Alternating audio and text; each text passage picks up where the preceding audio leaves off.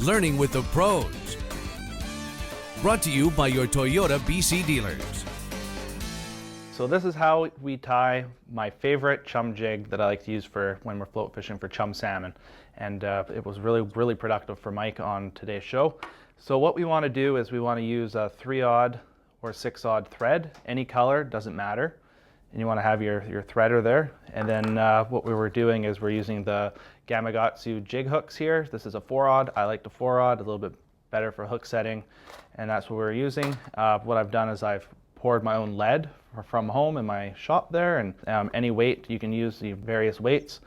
And what we are going to do is we're going to tie on some dark pink marabou and some light pink marabou as a combination, and it works really well in the clear water. So what you want to first do is apply your thread onto the hook.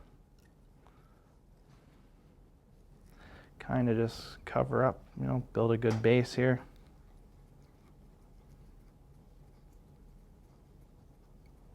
And kind of just cut your tailpiece a bit. Rotate your vise as you need to.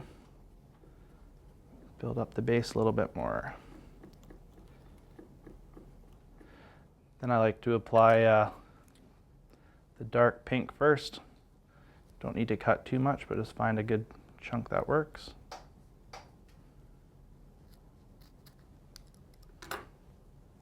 Just like that.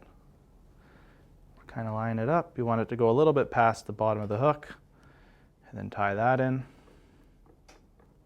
Tie it in really well, as those big chums will tear your jigs to threads otherwise.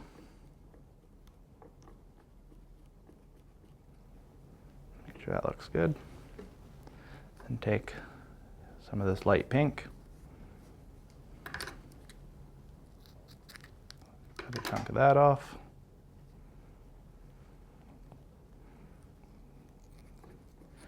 And then tie that in. You could also add a little bit of tinsel flash or crystal flash if you like to, or go as heavy as you want on the marabou. You don't have to go as light as I did. You could put more in, less in. They like it sparse sometimes, they like it full sometimes. And once you get a good enough build up here with your thread, then take your whip finisher,